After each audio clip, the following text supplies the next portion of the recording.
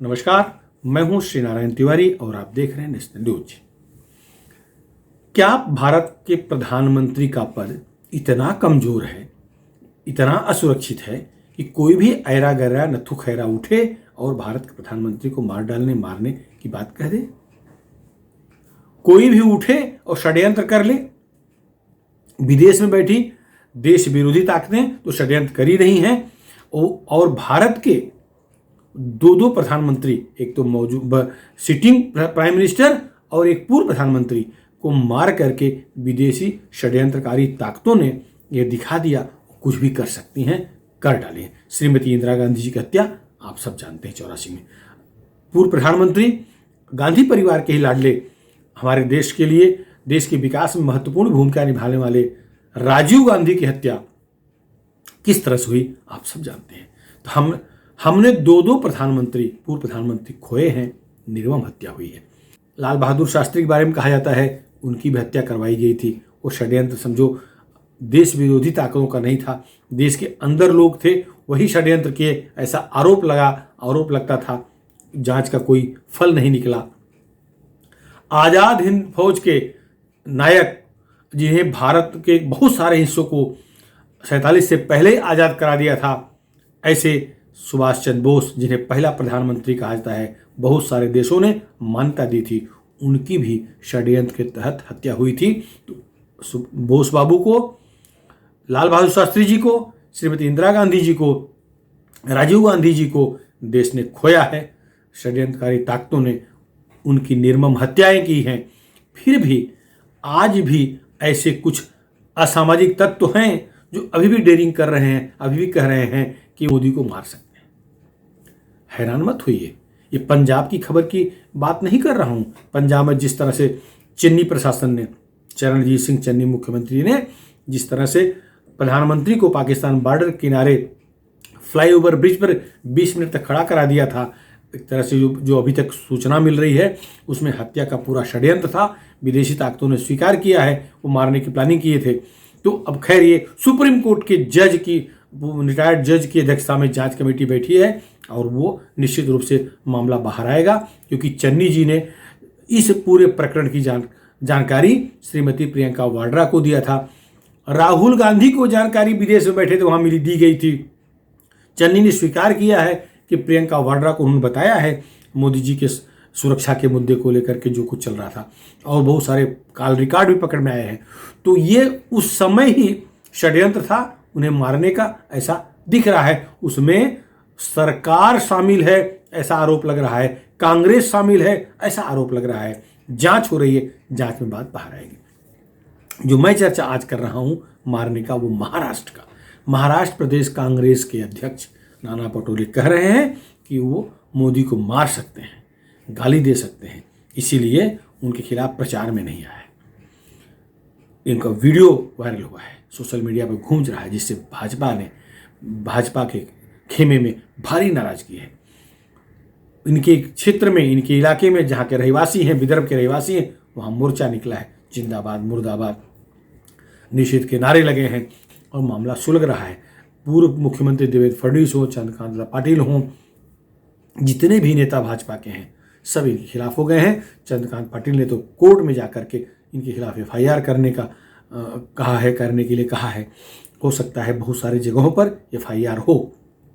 बात यह है कि नाना पाटोले जैसा एक प्रदेश अध्यक्ष भी अगर ये कह सकता है, जो वीडियो वायरल हो रहा है, कि वो मोदी को मार सकता है, वो मोदी गाली दे सकता है, इसीलिए उनके प्रचार के लिए नहीं आए, तो इसका मतलब हुआ कि कांग्रेसियों के मन में कितनी घृणा, कितनी नफरत मोदी के प्रति भरी हुई है। पंजाब में दौरे पर गए थे, पंजाब राज्य के विकास के लिए बड़ी सारी योजना ले गए थे, घोषणा करनी थी, योजनाओं का फीता काटना था, शिलान्यास करना था, लेकिन सरकार प्रायोजित आतंकवाद को जो समर्थन दिया गया, आतंकवादियों के मंसूबे को पूरा करने के लिए जो रोड ब्लॉक किया गया, सरकार द्वारा कराया गया, सरकार फेल रही है मोदी को सुरक्षा देने में, तो इससे पंजाब का नुकसान हुआ। तो वो बात तो अलग हो गई। आज बात यह है कि प्रदेश कांग्रेस अध्यक्ष भी कहे कि हम मोदी को मार सकते हैं, बाद में खंडन करे, बकवास है, अलग बात है। लेकिन आश्चर्य ये हो रहा है कि भारत सरकार की वो एजेंसियां कहाँ सोई हैं। भारतीय जनता पार्टी की प्रदेश इकाई तो बौखला के उठी है, ठीक है, 2-4 दिन आंदोलन होगा, लेकिन ये हिम्मत कैसे पड़ रही है किसी को कि भारत के प्रधानमंत्री को मारने की बात कर सके। जो चर्चा हो रही, जो आरोप लग रहे हैं, उसमें यह कहा जा रहा है कि ये जान से मारने की कोई साजिश रची गई है क्या। अब ये पाटोले बाद में कहते हैं कि अपने गांव के किसी मोदी नामक गुंडा के बारे में कह रहे थे, तो क्या गांव के गुंडे को मारने के लिए पुलिस बन गए हो, न्यायाधीश बन गए हो फांसी लगाने मार डालने की, कि आप उसको ही मारने के लिए कैसे कह सकते हो। अगर वो गांव का गुंडा है तो एफआईआर करते। अभी तक एफआईआर क्यों नहीं किए। खंडन के लिए बोल रहे हैं, अपनी जान बचाने के लिए बोल रहे हैं। लेकिन मेरा सवाल है कि जो प्रधानमंत्री की रक्षा के लिए एसपीजी है, एनआईए है, या सीबीआई है, आईबी है, रा है, प्रधानमंत्री से जुड़े जितने भी एजेंसियां हैं जो उनकी सुरक्षा में सहयोग करती हैं, हाथ बढ़ाती हैं, वो अब तक इन लोगों को उठा क्यों नहीं ली।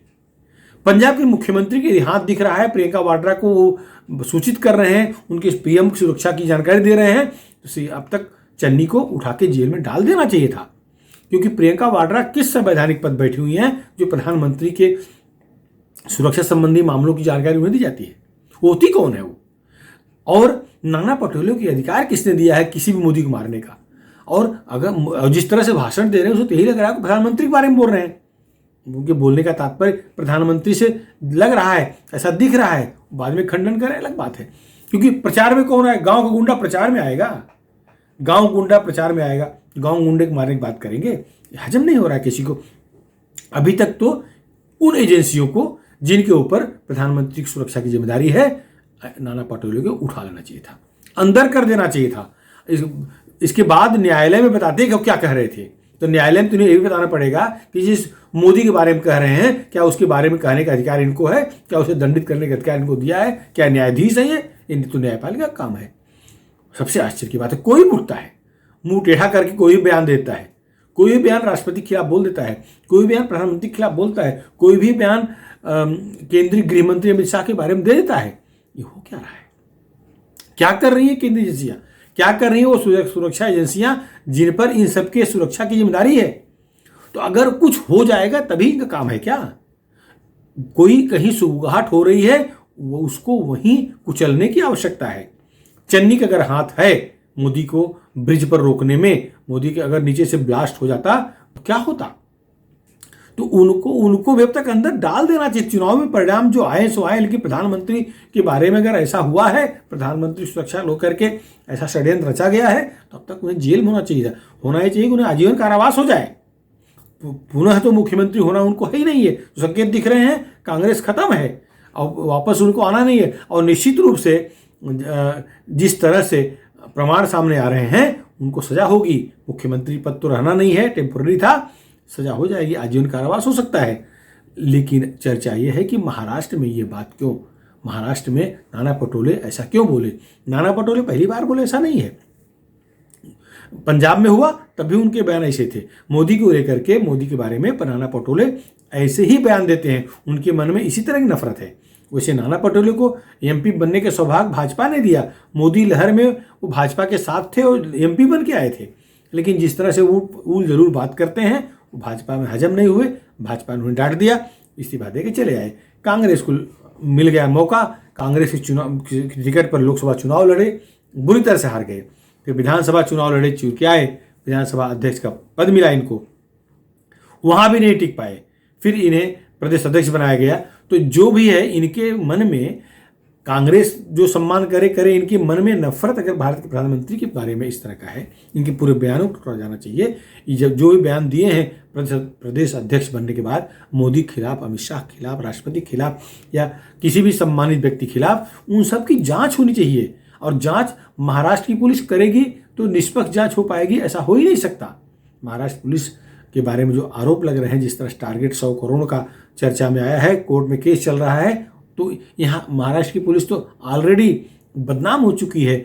जो सब सर्वोच्च पुलिस मानी जाती थी भारत में, आज सबसे गई गुजरी पुलिस के रूप में उसे लोग देख रहे हैं। तो महाराष्ट्र पुलिस क्या न्याय करेगी नहीं मालूम। अगर वास्तव में महाराष्ट्र पुलिस को लग रहा है कि प्रधानमंत्री की सुरक्षा के बारे में, प्रधानमंत्री के बारे में ऐसा कोई बोल रहा है, तो उसे सोमोटो केस लेना चाहिए था, एफआईआर अब तक हो जाना चाहिए था। लेकिन नहीं हुआ, नहीं करेगी।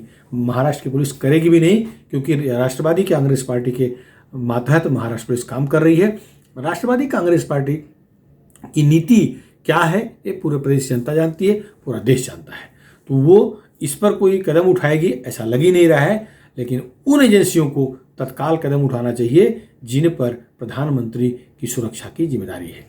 पटोले जैसे लोग जो बयान दे रहे हैं, इनके सारे बयान जितने भी दिए गए अब तक बयान हैं उनकी समीक्षा की जानी चाहिए और उसके मुताबिक एफआईआर होना चाहिए। सभी बयानों पर एफआईआर होना चाहिए, क्योंकि मामला है प्रधानमंत्री सुरक्षा का है। आश्चर्य हो रहा है, सारे कांग्रेसी किस सातवें आसमान पर इनका घमंड चला गया है कि अपने पार्टी के दो बड़े नेता खोने के बाद भी, दो प्रधानमंत्री और पूर्व प्रधानमंत्री खोने के बाद भी इनको अकल नहीं आ रही। वैसे लाल बहादुर शास्त्री भी कांग्रेस के थे, वैसे उस समय सुभाष चंद्र बोस भी कथित कांग्रेसी ही थे, लेकिन उस समय का जो नेतृत्व था कांग्रेस का, उन्हें वो लोग भाए नहीं और उनका कैसा अंत हुआ आप जानते हैं, देश जानता है। लेकिन नुकसान तो अगर पार्टी के रूप में देखें तो कांग्रेस का ही हुआ है। सुभाष चंद्र बोस अगर नहीं मरते, जिस भी कारण जैसे भी मरे, तो वो भारत के लिए, कांग्रेस के लिए एक बहुत बड़ी चीज़ थे, बहुत बड़ी तोप थे, असली प्रधानमंत्री थे, असली नायक थे देश के। लेकिन वो नुकसान हो गया देश का भी हुआ, पार्टी का भी हुआ है। तो सारे इतने बड़े बड़े पद पर बैठे, इतने प्रधानमंत्री से पद बैठे लोग खोए हैं कांग्रेस ने, फिर भी अकल नहीं आ रही है। नाना पटोले कहते हैं मैं मोदी को मार सकता हूँ। अरे क्या जा सकते हो क्या नजदीक तक? अब बोल चुके हो, अब जरा एक हार फूल पहना के दिखाओ जाके। अब बयान आ गया ना, अब जाकर के जरा एक बार मोदी से मिलके दिखाओ कि मोदी क्या चीज़ है, कैसे मार सकते हो। फिर क्या हसरों का देख लो, मुंह है, मुंह बजा लो, अपने मुंह फुला लो, मुंह बजा लो। लेकिन मोदी इतना आसान काम थोड़ी है। हाँ, एजेंसियों को इस पे कदम उठाना जरूरी है। कोई भी प्रधानमंत्री के बारे में, गृह मंत्री के बारे में, राष्ट्रपति के बारे में ऐसा अपशब्द कहे तो उसे छोड़ना नहीं चाहिए। वो जेल के पीछे होना, जेल में होना चाहिए, लॉकअप में होना चाहिए, पुलिस के डंडे खाना चाहिए, ऐसा प्रबंध होना चाहिए।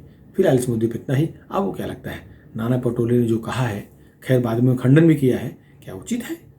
ऐसे प्रधानमंत्री के बारे में कोई ऐसा बोल सकता है क्या? अगर बोलता है तो बाहर घूमे क्या? उस जेल में नहीं डाल देना चाहिए? आपकी जो भी राय है आप हमारे चैनल के कमेंट बॉक्स में जरूर लिखें। वीडियो पसंद आया हो तो इसे लाइक करें, कमेंट करें और अपने मित्रों में शेयर करें। और हाँ, यदि अभी तक आप हमारे चैनल को, नेशन न्यूज़ चैनल को सब्सक्राइब न किए हो, सब्सक्राइब जरूर कर लें। धन्यवाद।